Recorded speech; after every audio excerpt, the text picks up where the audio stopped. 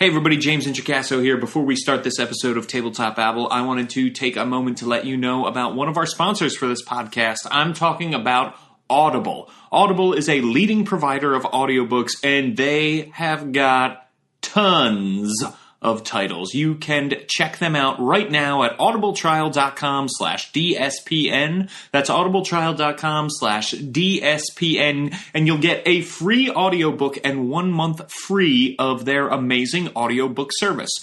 One book I think you would love is The Stand by the one and only Stephen King. If you have not checked this book out, you should. It is amazing. It is Stephen King at his very, very, very best. Check it out right now. You can download it for free or one of hundreds of thousands of other titles over at audibletrial.com/DSPN. This is Tabletop Babble. I'm James Introcaso.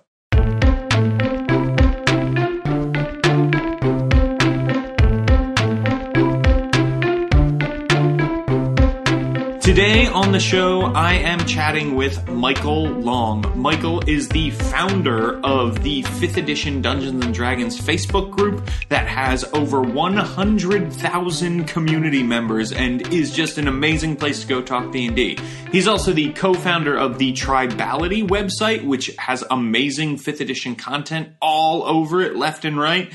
And my man, Michael, also does a ton for the community. He works with Baldman Games to get some organized play material into people's hands. We are going to talk all about the D&D community today, and that is a community that I know a lot of our listeners are part of, so check it out. Okay, everybody, now I am here with Michael Long, who is just an amazing human being and a force for good in the world of tabletop role-playing games. Michael, who are you, and what do you do in the world of tabletop role-playing games? Who am I? I'm an imposter. That's how I feel. I have a little group on Facebook. I started about 3 years ago. Yeah, it's tiny. Very small. Probably never heard of it. And I kind of started that because my oldest son was out of the country, and I wasn't able to play video games anymore because I was getting carpal tunnel because I'm getting old, right? So I was like, well, I guess I'm stuck playing board games. So I dusted off some old D&D books. I didn't have a lot of anything, but I brought in my youngest son at the time, and we started going through things. I even called Wizards of the Coast. Said, hey, I'm missing this book. I can't find it. And they're like, that's because it's out of print. And they actually sent me a book. They said, have fun with your son. It was really awesome. I was like, what? So from there, I started having really good experiences. And then started the Facebook group. I just kind of invited some people I knew around town. And it started to grow really fast. And this is right at the end of the playtest for D&D Next. Went to Gen Con, saw 5th edition kickoff, let some people know who I was, and everyone was like, we don't know who the heck you are. I tried volunteering. I tried doing whatever I could. It was kind of hard at first because no one who knew anything about me. And I just wanted to grow the community around me and try to do as best as I could. And at the same time, I was playing a lot online because, playing with my youngest son wasn't that captivating for me. So I started playing a lot on Roll20. I got really invested playing with some guys over in Europe. And then I met Sean, which was in my time zone, which made it a lot easier. And he found out about the 5th edition group. He goes, I design websites. And I was like, wow, really? So I wanted to talk to you about this because this is the whole sort of origin story. But I need to go back, actually. I need to go back for a second. So for people who don't know or don't understand that we were joking at the beginning, Michael is the founder of the Dungeons & Dragons 5th edition Facebook group, which now has well over 100. Do you have more than 200,000 now? No, it's 110,000 or 100. I don't even know. I don't even look at it anymore. It's almost like a full-time job for some of our moderators, which do excellent jobs. Mm-hmm. You would not believe the amount of things they have to go through to make it really of an inviting and open place. Sure. Yeah, we've had on the show before, we've had Robert Aducci and Paige Lightman and Dan Dillon, who all wear their moderator badges as a badge of honor. But I don't think I knew this, that how long had it been since you had played D&D before 5th edition, before you got into it with your youngest son? So I played as a kid. I played back in the 70s, 80s, right? I played a lot during high school. I was always the DM. I was stuck DM. I never got to play. But went into the military, didn't get to play that much. Had a family, didn't get to play. But every edition, I always bought the books. Second edition came out, bought the core books, or, bought a few books. 3.5 came out, bought the books. Fourth, I bought the core books. And I kind of just put them on my shelf because I like to collect things. But I didn't really get to play because, my kids are really young.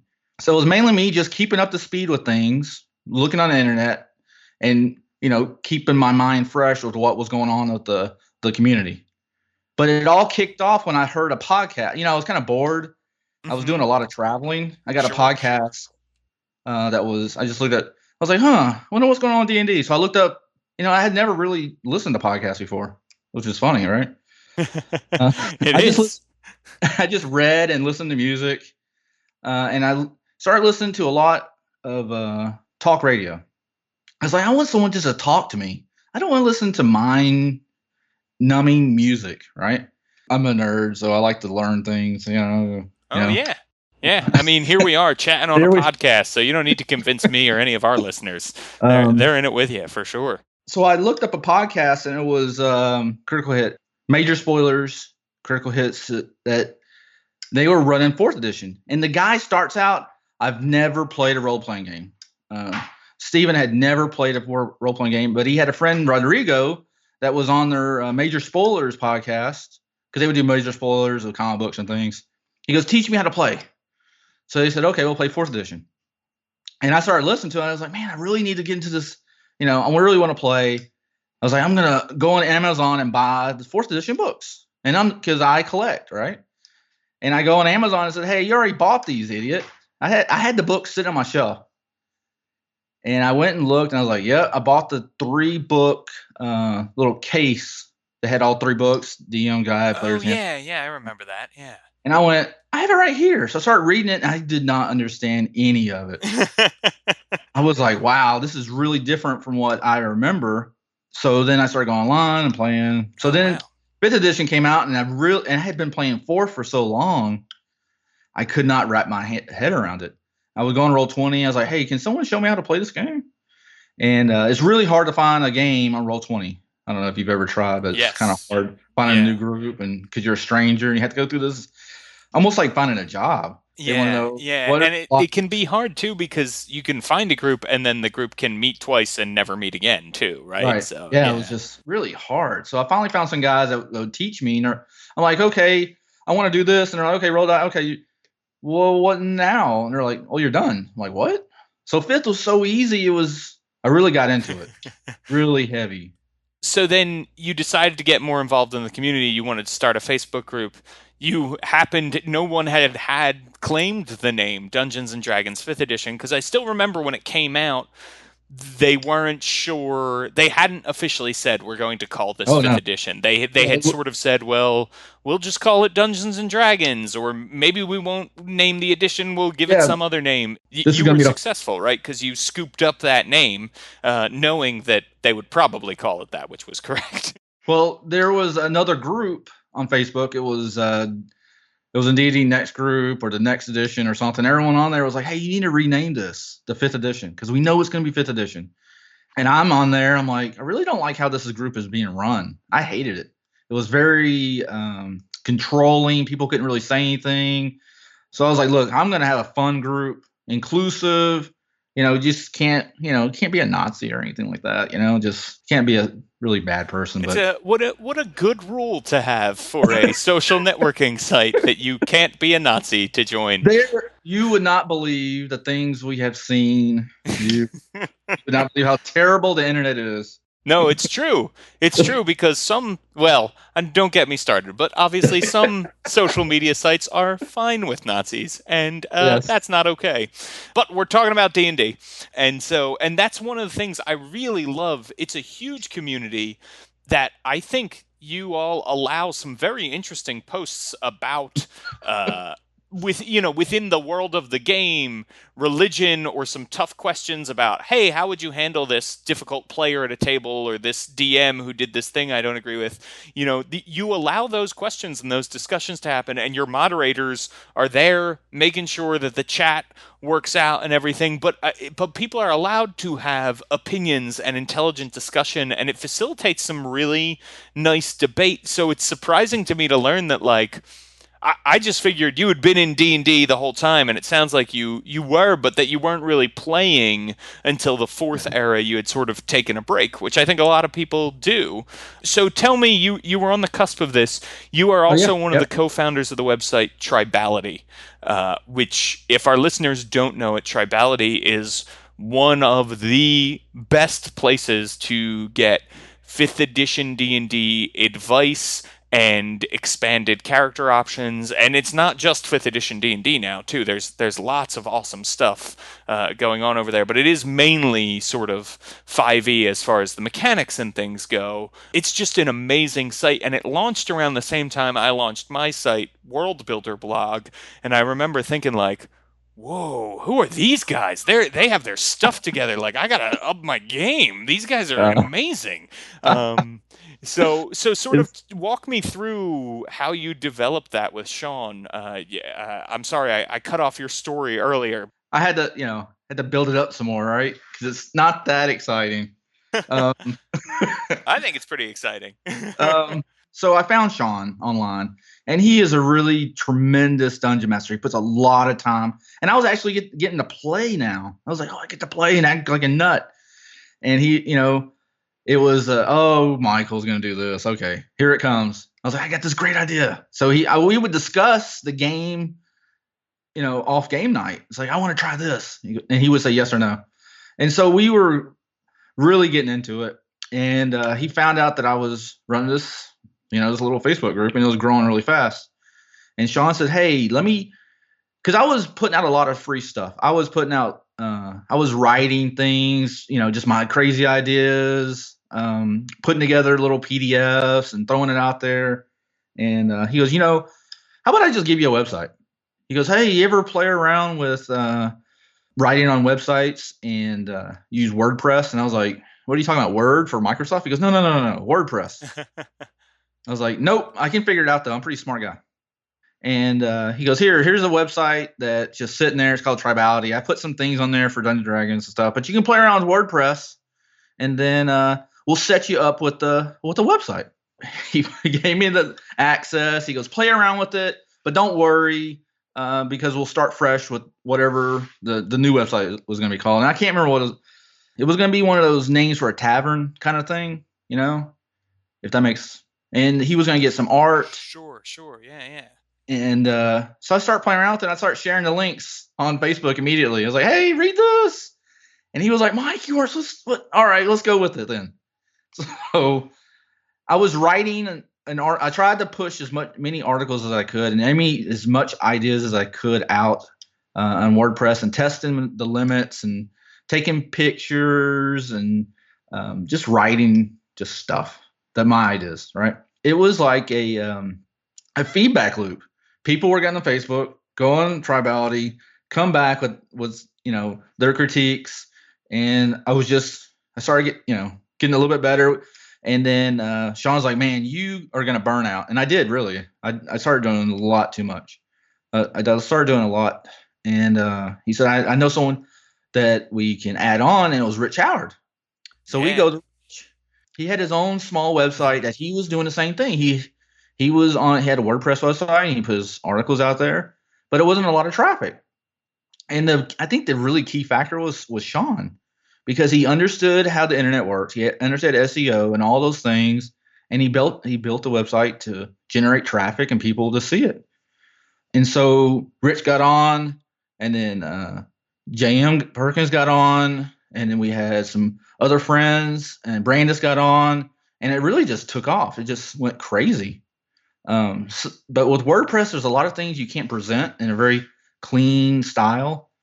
I just kept bugging. I think for 2 years I was bugging Sean about, can I make some of this as PDFs? Because write it in Word. He goes, no. I got a design guy. He uses InDesign. He'll put everything together for you, and we started putting publications together from there, which was pretty awesome. But it's kind of tapered off because I've had a lot of life things happen lately. So I understand. You get busy, things with life get crazy, but because you have the foundation then of 3 years of stuff, and you've got more people jumping on and doing things, Tribality I think is pretty famous for, among other amazing articles and stuff you have written, when the Wizards of the Coast forums started to go down. You took all of the so Wizards of the Coast forums, for our listeners, had these very famous character optimization threads where yes, people would color code sort of options for your characters and say, if you want to make the best fighter, oh, yeah, these are the things you should take. And they were great for people like me who wanted to play an effective character but didn't want to do all of the math, yeah, right? It was like lazy power gaming, which is the best kind of power yeah. gaming, in my opinion. When those forums announced that they were shutting down, you moved a lot of that content over to Tribality and also managed to credit a lot of the people, even with their weird forum names and stuff, right? Yeah, I would put the links up, put their names on, and some of the ones that were active, they moved them over to Ian World, and so I didn't move as many as I'd like to move because some of them I really liked, and they got stuck over in Ian World. But the one I really liked was a magic item one, and I So was good. able to encode it so that you could just jump around just like the old forums. You go back to the top of the post, look, you would have links. I don't think you can do that in World because it's more of a BBS type. I'm not really even sure what software Morris is using, but I was able to bet all that, so we get a ton of traffic on it. I didn't know, I was just trying to archive it and save it because I think it happened back in 2015. They got rid of all that. They just deleted it. It was gone forever. I think I was able to save about 10 ones that I really, really liked. So that's the thing, is those things are great. I was using the magic item thread the other day. So let's get into this a little bit. You said that you sort of got into this mode of being part of the community and you started to put out stuff for free, and it sounds like you were doing a lot of it for the benefit of other people. Hey, I made this thing, maybe you could use it, here it is. What is it about the community, and what is it, you created this community space that you said you want it to be fun, you want it to be inclusive. What is it about the RPG community and the community of D&D players that attracts you to this community? Why do you want to be part of this community, and also why do you do so much for this community? As someone who also does a bunch for the community, I think I know why, but tell our listeners. That is a very important question. Why am I doing this? Why am and I sometimes ask that, what do I get out of this? And I think because I really don't get a lot of things out of it, but the feeling behind it is beyond measure. Mhm. So when I do all these things and I meet all these great people, and I really haven't met a lot of terrible people. I mean, it's like fantasy world almost. It is as if the mindset of a role player is at a different level because I've gone through a lot of adversity in my life. In high school especially, just being, day-to-day kind of things, and it has put a positive spin, on everything I do. There have been so many instances where I could be like everybody else and be really negative and things, but the community, I don't know, just makes you a better person. It's kind of beyond measure of how good people can be. We help each other. It is just a game, right? We're just kind of having fun and talk about things, about this fantasy world. What if I was put in this situation? What would I do, or what would this guy do? What would I want him to do? And just on like in the forum groups, in the Facebook posts, it gets really, really philosophical. Why would you do that? Why would you do this? Why would you know? And so we're able to grow ourselves so that when we leave the table, we start thinking about those things. We actually become better people just by playing a game. It's pretty awe inspiring. Yeah, it So really is. I went to a lot of conventions this year. I think this is the most I've ever been to. I went to Winter Fantasy, Origins, PAX, Gen Con, and some other smaller community conventions. And just everyone is so nice and great. Never have any problems. The only people that I've ever had a problem with at any of those conventions aren't gamers. That's really interesting. Isn't that crazy? That was the other facet we were talking about. All these things I do because I was able to work with David at Baldwin Games, and he is a really super nice guy. He is so nice, and I just want that group just to be better. So I do my best. I put more effort in that than I do in my daytime job. Hey everybody, just wanted to take a quick break to let you know about our amazing sponsor for this episode, Kobold Press. Kobold Press, you know these people. They are the creators of Deep Magic, the Midgard campaign setting, the Tyranny of Dragons storyline for 5th edition Dungeons & Dragons, and of course, the Tome of Beasts, an amazing tome that added more than 400 monsters to our 5th edition DM arsenals, and now Kobold Press has launched a Kickstarter for the 5e Creature Codex. It is a sequel to the Tome of Beasts. The Creature Codex will be in hardcover with beautiful full-color art. It brings more than 300 new monsters to 5th edition, including Lotus Golems, beings of pure magic infused with ley line energy, wasteland dragons, creatures of rust, corruption, and raw power, shadow goblins, cunning servants of the Shadow Fae, and many, many more. There are lots of awesome designers who worked on this project, including yours truly. That's right, if you want to get some monsters that I designed, you should check out this Kickstarter.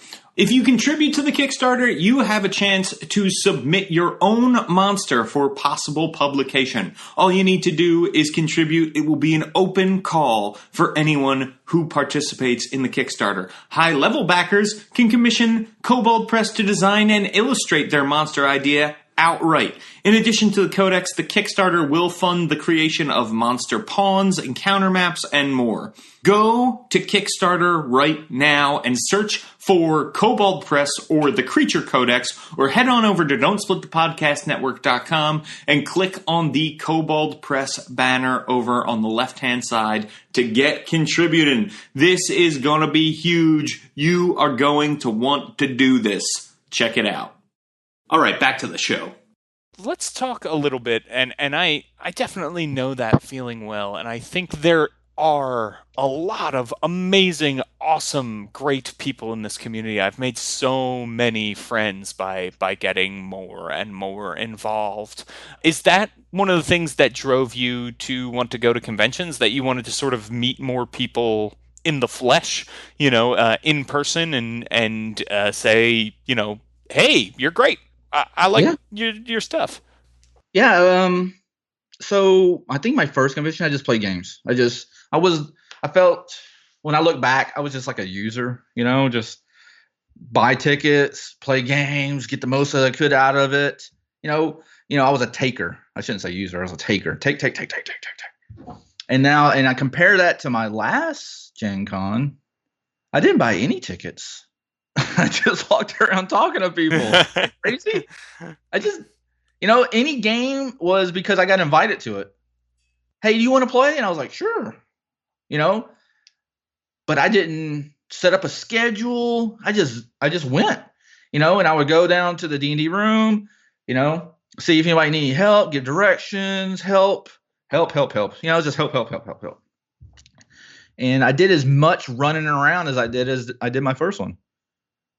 And I spent a lot less money, and I felt a lot more fulfilled.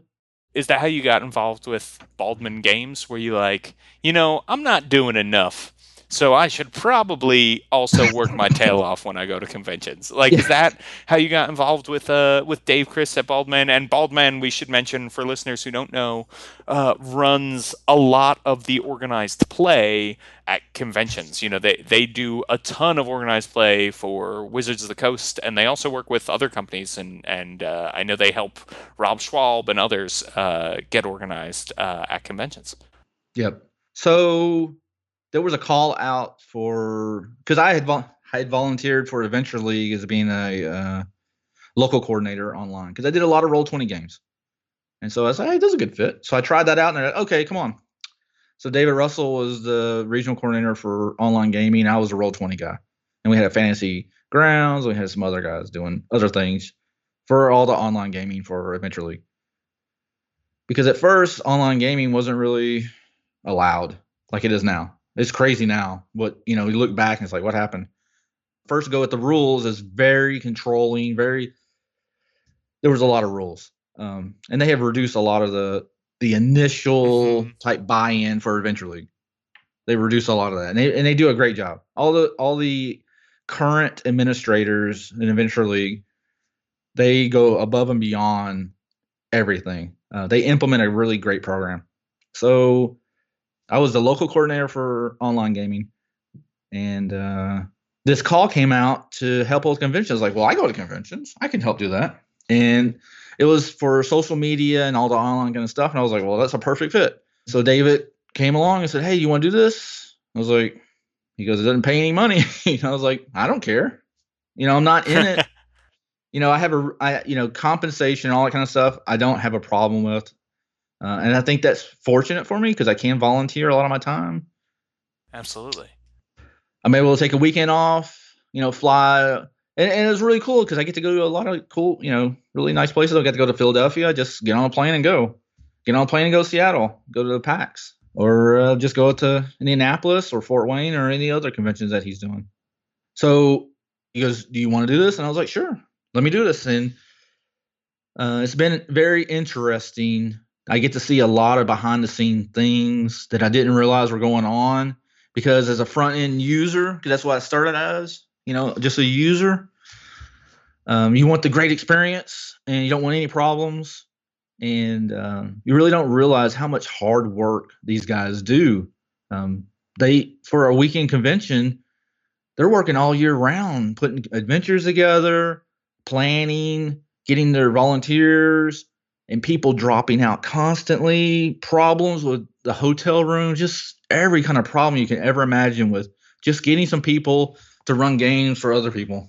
It's just amazing how much work really goes into it. And there's not a lot of money in it either. Very little monetary reward for sure. I had to pay all this money for this game. I was like, well, that's because you didn't volunteer and help out run some of these games. That's the big problem we have is lack of volunteers. If we had more volunteers, you could have more tables. You could take over a whole section of Gen Con, all those tables. But it's just really hard to get people to step up and just run games. They're fearful. I think that's definitely true, and I think it's right that it's always surprising to me when you're being charged $2 or $4 or $6 for a 4-hour D&D game, that people get up in arms because the movies cost more and are shorter, and you're not interacting with people and you're not having the greatest time you can possibly have, right? Yeah. And, then they'll go buy a Pepsi and a hot dog for $10. Right. and not blink an eye. Yeah. It's crazy. So how do you, what do you recommend to people out there who want to get more involved in the D&D community? Maybe they don't have necessarily the financial freedom that some people do, but what do you think is a great way for people to start getting involved and help out the community? What would you tell them to do? That's a good question. Because I'm having to go through that same thing. I talked about the life changes. I'm actually right now, I just started a new job in a different state. So I'm moving. But the city I'm in, there is no community at all. There's nothing here. Oh, there's a little comic store. And the closest place really for any games is about 45 minutes away. So it's not really local. Wow. And so what I was used to is a very large community. If you look in any of the 5th edition books, I started looking at it last night. There were about 20 people in there that were playtesters that are in the same city I was in. That's how active the community was where I was at. Now I'm at zero, starting at ground zero. And so for me, the option is very limited. Online gaming is really fun. You get to meet a lot of people, but a game can die very quickly. People can just get fed up, and there's this anonymity about playing online that people just are a little bit rude. They don't say bye. They just disconnect, and you never hear from them again. But in a physical game, if you're at someone's house or they know you, they're gonna call you. Hey, Mike, where you at? I don't feel good. Yeah, no, you can't do that. You can't just walk away from a live game that you've been playing at. So I'm gonna have to deal with playing online. I'll probably start playing with Sean again. I used to play with him a lot more than I do now. So I'll probably look at Sean and go, "Hey man, can you let me get on that Friday night game you have?" Because he's been running it for years. He still runs it. So for someone that has never played before, I would suggest you have to find someone that knows a little bit more and suck up as much knowledge as you can out of them. And really just by asking questions. Like, what are these dice? What books do I need? How do I do this game? Because for me or you, it's like no big deal. It's like, oh, just sit down, roll some dice, But for someone that's never done it, it can be like, I don't want to deal with it. It's too much, or I heard bad things about it. I'm probably gonna play online. It's gonna take a while for me to know people around here. But once I start getting some friends, I'm gonna say, hey, you want to have board game night? And it's gonna move into, hey, you want to play this this D&D board game? Or like, what's that? Because there are those board games that Wizards of the Coast was producing, and now WizKids is making, that are really great. You move around a map, you have a character, you only go at the second level, but you're rolling D20, you're attacking things, and that's really a lot of these board games intro into Dungeons and Dragons. And I just got Gloomhaven, which can be a one-player game, or you get a thematic game like Betrayal, which is really great. Betrayal Baldur's Gate. I play that with my oldest son. He doesn't like D&D at all, but I got him to play Baldur's Gate, and he loved it. And it's very thematic to D&D. So let's see, somebody that's starting out, you got to find somebody really, and that may be hard. But this is a social game. You got to have somebody. That's true. You got to talk to people, and the more you do it, I'm a big introvert. It's really enabled me to be a little bit better than what I am by being able to talk to people. One-on-one, I'm really, really good. But if I get in a group of 5 or more, I don't want to talk. I sit in the back and listen. But running a game for 6 people at a table, strangers, every 4 hours, volunteering has really enabled me to be able to talk more and be able to come out of my shell a lot more. So for that person that's never played, they're going to have to find somebody to play with. It can be 1 or 2 people. That's all you need. Really, it's 3 people. You can even play with 1 if you really push it. It's going to be weird, though, I think, playing with just 2 people in D&D. I've done it. There are probably better games to play with just 2 people, like a game of chess or something. Sure, yeah. Or there's even some 2-player RPGs out there now. Yeah. Jim McClure's Reflections. Yeah. And Gumshoe 1-to-1 came out. So yeah, there's a lot of them out there now, which are really, really fun. If you are a parent and child, or 2 spouses or something like that, you've got that as well to play, which can be really fun. So what if you're somebody who has played D&D for a long time, but you've played with the same 5 people, and you want to get more involved? You see the tweets going back and forth, you see the articles on Tribality, you see the people posting in the Facebook group. How would you recommend that those people get more involved in that community? What do you think is the way to go for somebody who's a long-time player but hasn't been as active in the organized play world and the online community? So if they want to get involved in writing things, they want to get their ideas out there. I mean, they could start their own blog. A lot of people have done that. There's, it's all free. They just get a WordPress site and just go at it, start putting some things out there and might get noticed. They can share those things. I would suggest don't share it on Reddit. You can get shadow banned very quickly. If you self-promote, they don't like self-promotion on Reddit. I don't know if you knew that. You don't even know you're shadow banned. I do know that Reddit and I would say check various forum policies. Some have a once a week policy Yeah. where you can post something once a week that is self-promoting or that kind of thing. But Yeah, yeah. if you're promoting your blog, yeah, once a week is usually the general rule. Some will say don't do it at all. But if you're just gonna share your ideas on Reddit or something like that, I would just copy your article and put it in as an original post, text post. You can also just go on Facebook. Some people don't want to put their D&D stuff out there. They don't want to nerd out to their family. And so for Facebook, no one really knows on Facebook that I have a D&D group. I don't know if you know that. Because I set up my permissions with I think I have about 500 people that I have friended and I've met over the couple of years of the conventions and things. You just set up different access points for people. So I have my family and I have all my cool friends that play D&D, and I put up my nerd stuff for them because my family does not want to see it. They do not care. I have shared Gen Con pictures of all these people in cosplay, and they're like, "What is this?" And they start making really weird comments like, "Michael, what are these people?" But my really awesome friends from conventions, they go, "Wow, that's really cool. Thanks for sharing my picture." And that goes back to the original thing I said. I think the gaming community has a higher percentage of just really great people than the general populace. I wouldn't say we're all, there are some people on the outliers, but we have a very rich community of really awesome people that just want to give. I think what you're saying makes sense.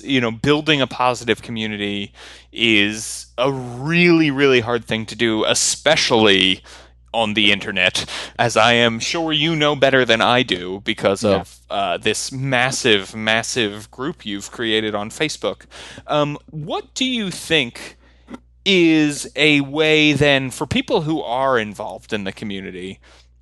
What should we be doing to help the community grow? How should we be getting other people to join great Facebook groups? And how should we sort of, how do we welcome new folks into the community, make ourselves bigger, more diverse, more interesting, and get everybody to play this awesome game? I think if you just treat people like they've always been part of the family, you get a lot more positive things out of that. If someone comes along and you act like you don't know them, like, who are you? You can ask questions like, "Hey man, what's your name?" and things like that. But if you just act like they're part of the family automatically, you get really good vibes that way. And I'm really bad with names, but I'm really good at faces. And I'll just flat out, I remember you from this, but I can't remember your name. I'm so sorry. It's just open, honest dialogue, and try to, if I see someone I remember that I've met before, like a couple of years ago, I'll go up to them and say, "Hey, how are you? I just saw you," and you might just be leaving from the convention center. I will, I'm in a rush. I gotta get to the airport, but I will stop and I'll just go talk to those people real quick because it's only going to take me 30 seconds to a minute. Just say hi. I remember you. Hey man, I'm Mike.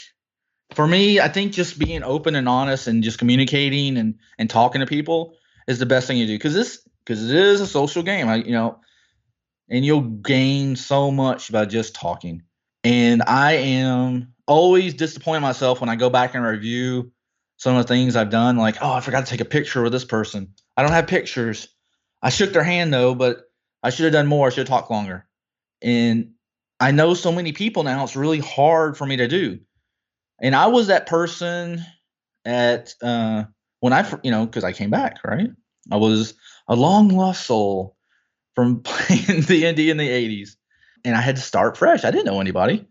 And I remember going up to volunteer, and they're looking at me like, "What? Oh, go to that table and just help people put character sheets together." I was like, "Okay." I just had to just speak up. I didn't know how to sign up to be a volunteer yet.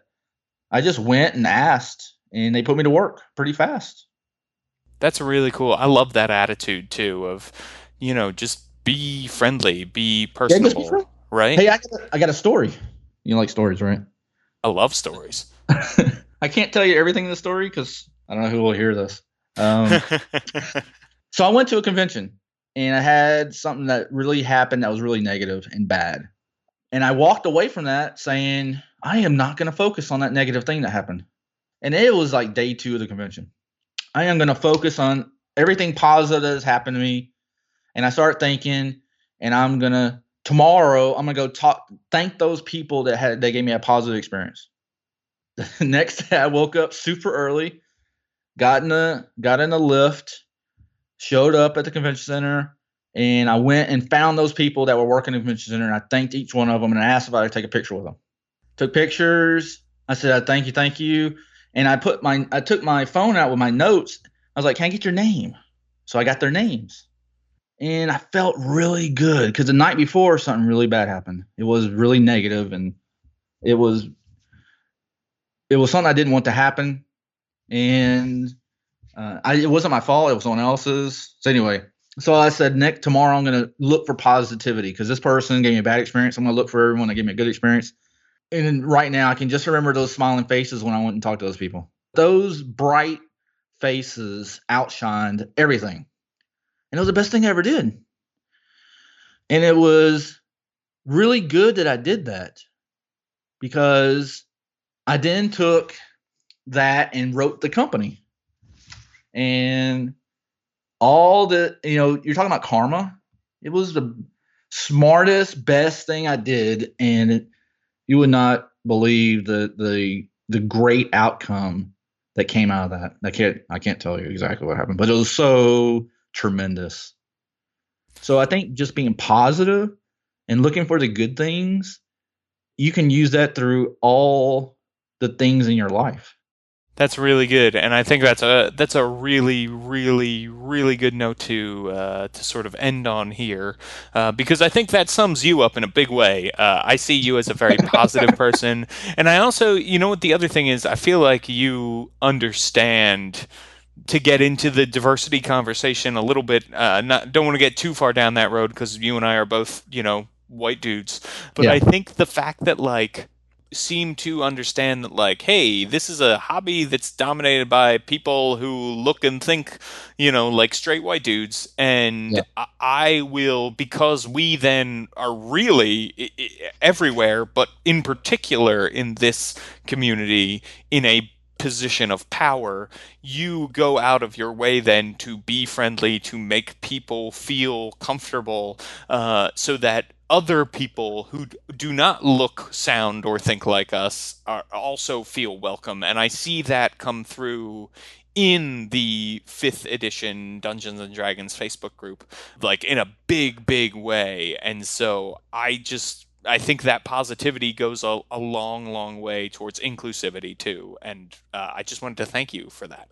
Yeah, I really believe in everyone has a voice. I want everyone to be able to feel comfortable and be able to say and be who they are. And some people try to use that so they can say negative things. Mm-hmm. They'll say, well, you let them. That's not the point. The point is that they are our brothers and sisters. And I just want to show love for everyone. Mm-hmm. Mm-hmm. And me being a white guy, I do not understand everything. And I will freely admit I don't understand everything. And so I allow people to explain themselves to me, and I allow them to feel however they feel, and for me it's the most respect that I can show to someone else is allow them to speak and be who they are. But other people want to shut them down, mistreat them, and disbelieve them. So that is my mantra is that I just want to be as inclusive as I possibly can. I mean, that's amazing. So thank you for spreading that message and for spreading positivity. And I agree. I don't know everything either. And so it's nice to be open to that in a community and to be able to have people come in and teach us stuff, right? That's pretty great. Well, I am, you are certainly doing all you can do for this community. There is no doubt about that. So where can people find you on the internet if they want to reach out?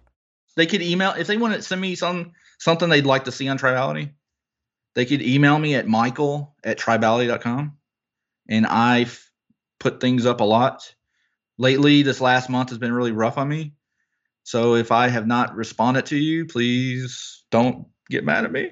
And I try to respond as fast as I can, and I will let people know that, hey, I'm really busy right now. But that's probably the best way to reach me about tribality things. If you want to put up a guest article or you want to help promote some things like a Kickstarter, I freely help people because I want them to get the product out there or their message out there or the thing that they're working on, their project out there. So that's a really good way. I'm also on Twitter. I think I said that at mrlong78. And then you can find me on. If you go on Facebook, you'll find the 5th edition group. You just type in D&D Dungeons & Dragons 5th edition, and it'll pop up. And it's a really big, giant group with a whole bunch of people. We've had to filter out a lot of people. There's about 100 people waiting on the waiting list because they haven't answered the questions yet. At any one time, we'll have 100 to 200 people waiting because people don't like to answer questions. They just think they're going to get to join. But it's really helped because there's a lot of scam thing, those bots out there that flood the Facebooks, and it really helps. Definitely. So check out Michael Long, people. Thank you so much for joining me on Tabletop Babble today, Michael. I really, really appreciate it. Oh, no, thank you. That was a great podcast with the one and only amazing Michael Long. Thank you so much for coming on. People, those holidays are coming up, and you can help support Tabletop Babble financially and all of the great shows here on the Don't Split the Podcast Network by going to don'tsplitthepodcastnetwork.com and clicking on the affiliate links on the left-hand side of the page before you shop on Amazon or DriveThru RPG for your favorite GMs. Check it out. Just click on those links, then shop as you normally would. We'll get a couple pennies on the dollar. Help support DSPN. Another way you can help support the show, doesn't cost you anything, is to head on over to iTunes and leave us a 5-star review. Seriously, even if you are using another podcatcher application, it helps us if you make a free iTunes account and then go ahead and review us and then review all the podcasts you love, because a lot of podcatcher algorithms use the iTunes algorithms to rate and recommend podcasts. So even if you're not listening that way, you might be getting recommended that way. You can help new people find the show. It's pretty awesome. Anyway, as an added bonus to that, I will read one 5-star review verbatim every episode and credit the person who left it. Today's 5-star review comes from Lion Pride 13, and it is entitled Awesome RPG Related Podcast. It reads, James Introcaso is a successful creator of RPG-related content who rounds up a wide array of other great RPG creators and players to talk about interesting topics related to the hobby. He puts out great content consistently and seems like a really nice guy as well. Cannot recommend this great podcast enough. Lion Pride 13, thank you so much. This really made my day, and I hope that we continue to consistently put out some great content for you and for everybody out there. All right, people, you can find me on Twitter at James Introcaso, and you can find out more about all the cool game design stuff I'm doing over at worldbuilderblog.com.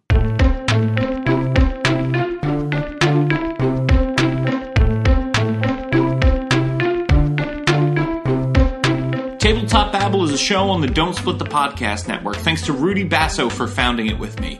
Our theme music, which you're listening to right now, is provided by Battle Bards.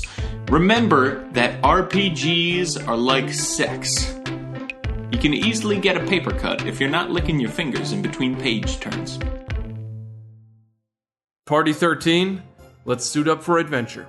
They're the only ones that can save the world. What? A fantasy world of magic, monsters, and heroes. Yeah, hello? Where is that voice coming from? Heroes like Andar Patron, the star of our story.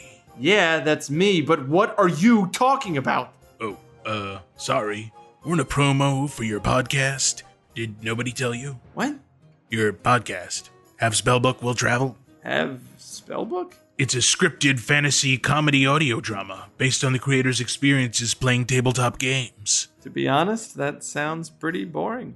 Well, it's hilarious and heartwarming and great. Super great. Whatever you say, buddy.